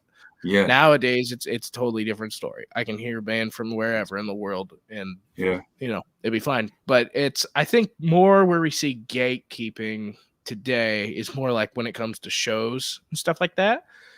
Certain cities are really weird. I think Indianapolis is very cliquish. I think a lot of cities in Indiana, because any other time I book shows, it's going off without a hitch outside of the state. But then when I try to do it here, it's just like, no, it's just weird. But I'm not naming any names. I don't know if there's any one particular person. I'm sure it's more likely it's just a matter of inconvenience, and I'm not gonna, the way I see it, just gotta persevere. We'll get it. You'll get there eventually. So it's almost like kind of a high school mentality. I can relate a lot to that local area where it's like, we don't want anyone new coming into this scene, and you can be at any stage in that person's life, because some people can discover metal, a lot later than others, whatever. And it's like, no, we want to keep this small. It's like, I always remember, and I've shared this story with another guest who was once, I think I did. Sure I did. There's once this grindcore guy, and funny enough, who was from Italy, and he released an album. This was way back. This is back when I did radio shows, and he sent me the album, and he went, "You can play just this track off it." And I went, "Yeah, okay, that's fine." He said, "But I don't want you to tell people where they can get the album when it comes out." I'm like, okay. And this is kind of this has been a bit of a thing in a punk hardcore scene here, where sometimes they can be too underground for their own good. Yeah, and I'm like, dude, do you want more than 10 people to listen to it? Outside of your friends, do you want people to listen? I'm like, it's not bad music. This was a crazy thing. It was good. It was very raw, very fast, very intense. I'm like, dude, this is good. This should get out there.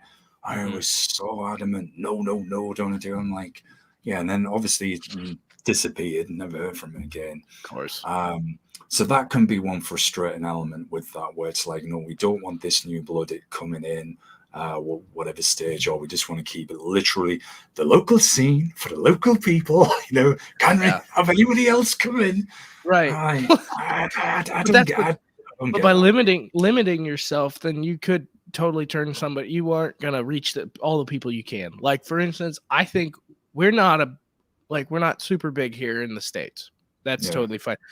But from what I hear, there's people in Europe and people in Brazil, or I'm sorry, people in like Norway, Finland, Sweden, and Germany people love our stuff over there. People love our stuff in Brazil, from what I've heard, just because those are the people who talk to us about it. You know, there's a couple people. I mean, there's people here, obviously, but for the most part, our audience isn't even in our own country. So the fact that we're getting that much of a reception around the world, that's what's awesome to me. Like, word of mouth is the best form of marketing, and the fact that we're kind of international in that aspect is freaking sweet.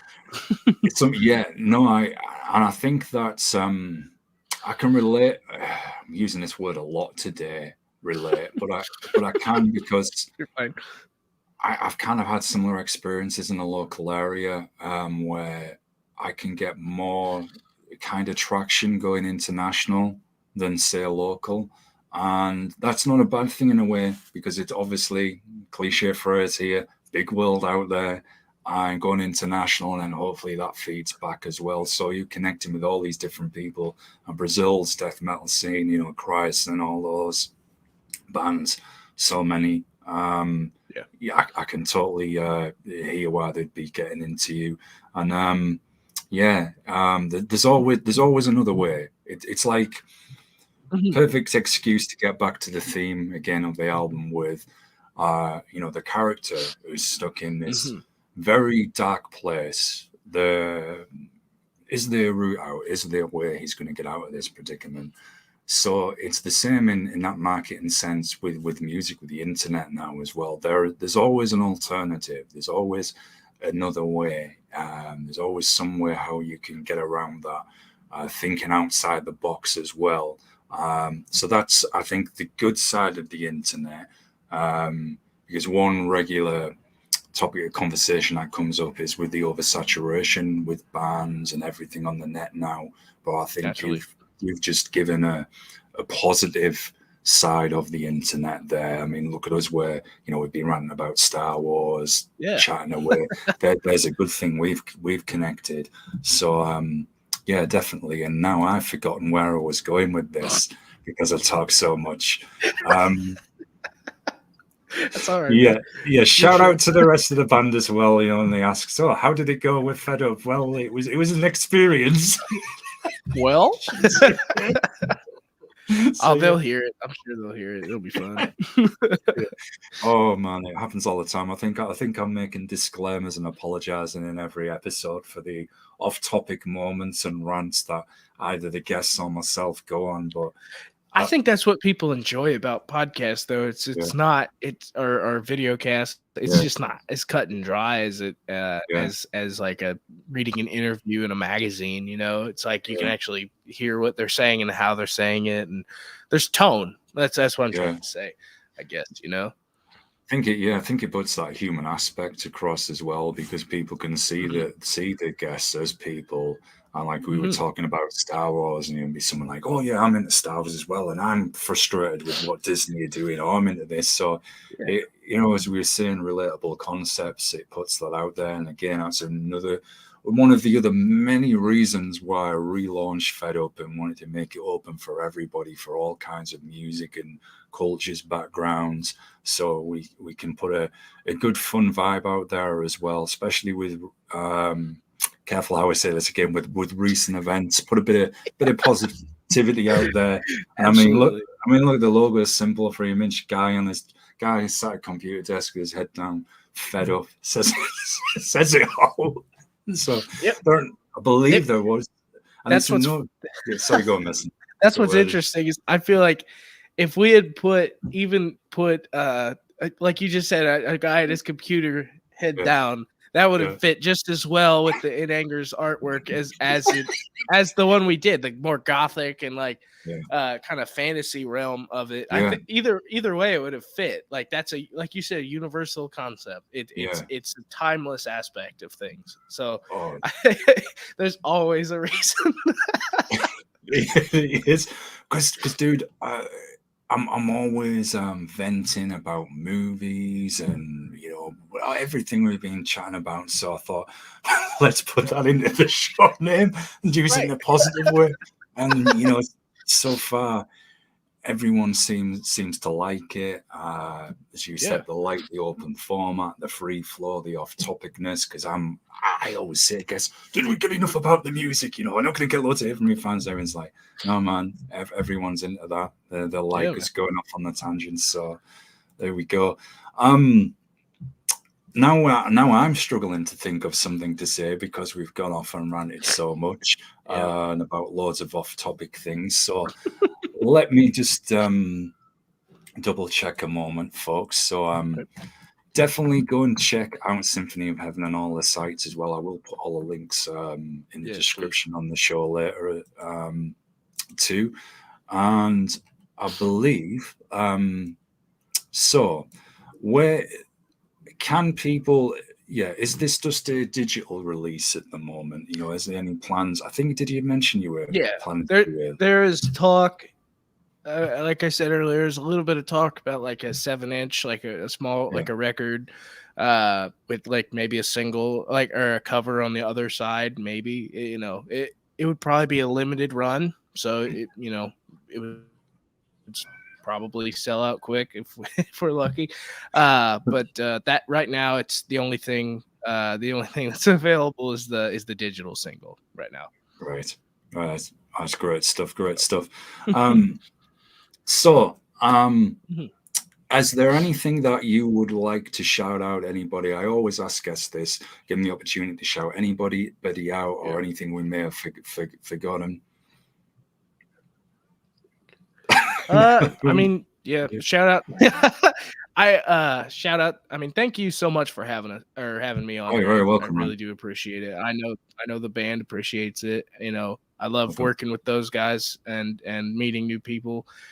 I mean, that's the best part about this is meeting new people. Like playing music's awesome, writing music's awesome, but getting to make connections I never would have before. If I didn't have this outlet is incredibly humbling.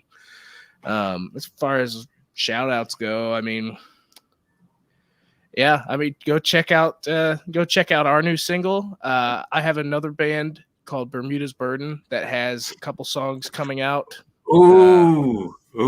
This is interesting. I'm going to come to that in a minute. Questions. It's coming out October 13th. It's a double single, that whole thing. So so In Anger's Midst, and then the double single for Devil's Paradise. So before I wrap things up, I'm going to ask about your drumming, but it's really interesting you mentioned Bermuda's Burden. I'll tell you why. Yeah. Paul and Chris from Imperative PR, who I've known for a long time through doing the radio shows, they literally said to me the other day, about 2 days ago, because I'm at the moment I'm in the middle of recruiting guests for October.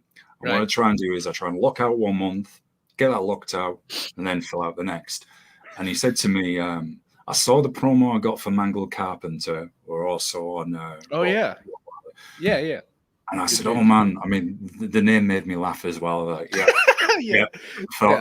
to talk to them. And then Chris said to me in an email, he said, "I can get in touch with Bermuda's Burden if you'd be interested." And I've listened to them already, and I said, "Yeah, I would be." So this is quite interesting. That I'm talking to you now about Symphony of Heaven, but I could be talking to you again. Yeah. I got the thing this morning. I checked my email this morning and I saw he goes, "Hey, Fed Up Vodcast wants to talk to you with Bermuda's Burden." I'm like, what are the odds of that? I'm going on his show in like 5 minutes. Chris will laugh because I'll email him tonight. I'll email him before I go to see the creator tonight. Yeah, and he will laugh about. I'll say, "So Bermuda's Burden?" You go, "Yeah." No, and the funny thing is, I did say to him, "Oh, dude, I'm talking to another band from Rottweiler Records, at the time on the Friday when I was asking about Mangled Carpenter." So, this is funny in a good way. Of course. Great. So, just to. So on your drumming, you mentioned a bit of a rock background. So how did you get into drumming? What attracted you to it? What do you enjoy the most? And who would be some of and what would be some of your favorite styles to play with drumming, like in terms of rhythm and pace, all that stuff? Sure. So I started when I was 13, but I always liked drumming before. Yeah. Like I said, I grew up in church, and that was one thing that always kind of drew my attention. Is my church had a drum set. Not that not all churches do, so I was lucky in that front. But I honestly I blame the movie School of Rock, Jack Black's School of Rock, for how I got into more like actually wanting to play. So eventually, I started when I was 13. I took piano lessons when I was 11 for a couple of years. My mother was convinced that if I learned how to read music, it would help me with drumming. And then my teacher for drumming had a totally different system for learning how to write drums. So it didn't quite work like I thought.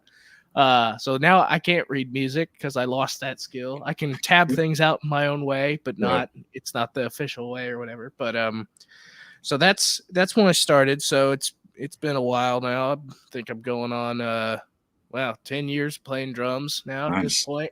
So, or in November, I think it'll be 10 years. So, and then as far as like metal stuff, like it was about the same time, but it got real extreme like since I joined Symphony of Heaven, really. Yeah. So as far as like styles I enjoy playing, I like throwing in a lot of things into the death metal stuff that a lot of people would never hear. Like we kind of talked about earlier. They're like, oh, rockabilly. Like that wasn't quite what I was going for, but the idea is there. Swing drumming. When I notice when I sit down and play, it just comes out kind of like a lot of funk and jazz kind of stuff. Just I like to groove on the drums. And then when I'm practicing, it's like blast beats, double bass technique. But when I just sit down to play, it's just kind of come up with whatever I can, like abstract, like prog, funk, and jazz type stuff, and sometimes some reggae stuff if I'm really feeling it.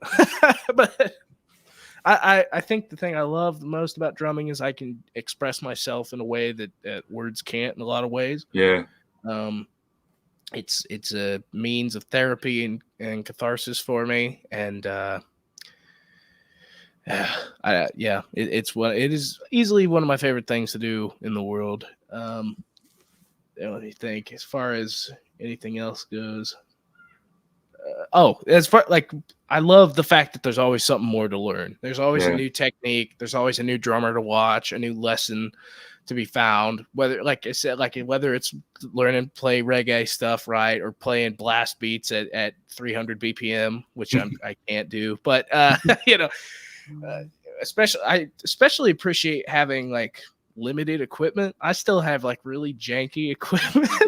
So I just bought a new set of cymbals, which is awesome. So I'm happy with those, but like with my pedals, I'm in desperate need of new pedals, but I feel like I make the most out of a bad situation. But or at least I try. But that's pretty much the story of that. If you want like some influences of mine, I could probably sure, man. I mentioned earlier I started with like new metal, and the first band I credit for getting me into metal was POD. So they just put out a new song, but without their original drummer, which bummed me out because he's a big influence on me, I would say, because you got the dynamics of hard rock with like a little bit of punk hardcore in their early stuff, and then like with I think you really first saw that they had a reggae influence with their album The Fundamental Elements of Southtown, and I think that carried over a lot for me. So it was like immediately off the bat, I got like 3 different styles to kind of choose from. I just like drummers. I like a lot of drummers that have like this wide range of dynamics. So you got him. His name, he goes by Wov, from POD. Lance Garvin from Living Sacrifice, another drummer who's like death metal but can do like the rhythmic, polyrhythmic type stuff, and they have a lot of like Sepultura influence later on too, which I love Igor as well. And then after that, it's like it's pretty much the drummers of death. It's like Sean Ryder, Gene Hoglan, and Richard Christie are up here for me. So you know, yeah, that's pretty much it for me. That's where it begins and where it ends almost. That's a pretty good solid wide arc though. Yeah, I agree. You know, I like my, you know, I like doing the death metal stuff too. Like I appreciate George Coleus and Derek Roddy and all those guys. What's it? Spencer from Archspire. I think he's an amazing drummer.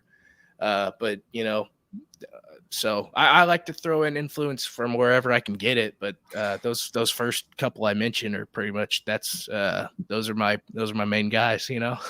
Yeah, well, I think that's the beauty of creating some form of music or film or writing any kind of art. And this topic comes up a lot. I think it's come up on every single show we've done about people taking a really wide range of influences and then incorporating those from all manner of things, you know, everything around us. And I think, as we were saying earlier, that helps with the experimentation, the evolution, bringing in new ideas, keeping things a bit fresh going forward. And that has been, for me, chatting to people such as yourselves. That's been one of the things I've really enjoyed since launching Fed Up, is the range of influences that people are drawing from and interest have been staggering in a good way. I've talked about this band a lot, and I always forget them every time I mention them. They were one of the first shows. They were a death metal band. Yeah, they love that. Yeah, such a good show, and I can never remember them. They were a death metal band. You just gotta have like a sticky note with all the names on. Yeah. There's so many, man. It's like writing them down, like then, or especially the worst is if they've got slightly similar names, or sometimes they've got very similar album titles. That's such an awesome problem to have, where it's like, this band who, and then people will get, aren't you talking about that? No. They've got an album called this as well. What the heck? Now I've remembered. Yeah, I remembered. They were called Death Aid, and they were from Germany, a death metal band. And this was the interesting thing, and I've made this example. I brought this example up to many guests now. Is we did a deep dive again about the album and everything, and it was called Hellgate. So you would assume with Hellgate that it's going to be all, you know, horror and everything. I'm not saying there weren't those elements there. And what influenced that title, and in the artwork they said was COVID, was how people could be in this kind of post-apocalyptic virus-ridden world, or is that the reality we're now going to find ourselves in? And I must admit myself, that is not what I thought of when I had the title and when I looked at the album. So it completely was something totally different. And I thought, as we were saying, like, look beyond the surface of the art. Not everything is always as it appears. There can be, you know, very deep meanings there, or, you know, other influences. So that's been, for me, chatting to all you people, that's been one of the most interesting and rewarding things that I've like, man, the spectrum that they're all drawing from is so wide, and I think that's a good thing as well. It's really refreshing to hear, and that's not me ego stroking you or any of these bands. It's just genuinely honest. No, I appreciate that, man. I mean, that's what's cool about this band is that the three current members and even the members past, like, we all come from like musically very different backgrounds and ranges of ability. Like, for example, our vocalist, he loves Metallica, Pantera, Fear Factory, Dimmu Borgir. I mean, he loves a lot of different stuff, but that's what he would consider his main influence. Then you got our bass, or our lead guitar player now, who is more like into the black metal stuff, and he loves bands like, you know, as apart from black metal, he likes like Suffocation and like Terrorizer and stuff like that. Well, Terrorizer, nice. And there's nothing wrong with, you know, I think, but bringing all those together and then bringing my influence into it, it just kind of makes something that is fairly unique. Like it comes together in a way that you would never expect, because it doesn't sound like any one of those bands, you know, there's parts that are similar to some of those bands, but not, it doesn't sound like any one of those bands like verbatim. It's not like we're a behemoth ripoff band like everyone thinks we are. But but you know what I mean? Yeah. And well, that's how some of the best ideas, in my opinion, are created as well, when you bring people from different backgrounds together, because then, as you said, you can create something unique. It's like Rostic, who runs his own channel at Planet X Films, and who's on here with me. He used to be an underground hip hop MC and a battle MC as well. Did all the battle rap, and so he brings in, you know, when we do things together musically, very much, you know, obviously he's from a hip hop background. I mean, I like hip hop myself, but he's you know, so much more into that than obviously I am. So it's interesting because he brings in that perspective, and metal wise, he's very much, and rock, I suppose, very much like you know, Metallica, and then the grunge with Nirvana and bands of that nature. That's pretty much what he's into. But I'm like, I'm all like I said, everybody's welcome. Of course they are, but it's good as well that you can have those different takes, different perspectives on things, because it keeps it interesting, rather than say somebody just, oh yeah, grango, haka, non-stop. Sat there and like, yeah. So we're pretty much clones of each other then. Right, exactly. No, that's what's awesome about, you know, we all have individual thoughts and personalities, and why wouldn't we have individual taste, you know?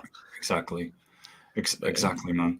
I'm going to behave myself on Bermuda's Burden, since we're in the process of that, or otherwise the rest of your band colleagues will be like, dude, you've already kind of did a show about us. Yeah. If you want, we'll leave that for another time. If they want to take it over, and you know, they can talk to you, and I can come on as needed. But no, I'm be very welcome. It'd be great to have you on there as well. You're in the band, man, so that's true. Get you all on there as well. And if you want to do a chat on the take a breath as you try and pronounce it. On the Golden Order, on that. Yeah, there we go. There we go. That would have been easy to say rather than me trying to do. That's fine. Latin. That's how I call it, the Golden Order of the Almighty. But I would love to do that, and I'll definitely make sure Logan's available for that one. So that would be cool. Discuss it. Well, well, folks, I hope you all have enjoyed this, and thank you for the support as always. Please don't forget to follow the band Symphony of Heaven. I will put all the links in the description and everything. Definitely check them out. It's really good stuff, very interesting as well. I want to send a shout out to Curtis for helping set this up. Greatly appreciated. Thanks to you, Mason, for joining me. I've thoroughly enjoyed it, all our random off-topic ranting and what have you. It's pretty much been everything and anything. And, of course, chatting about Symphony of Heaven. It's been great fun.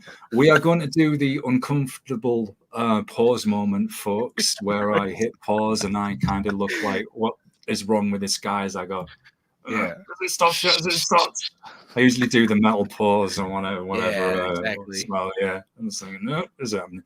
So, folks, I will be back on Saturday with the hardcore band No Divinity, I think they're called.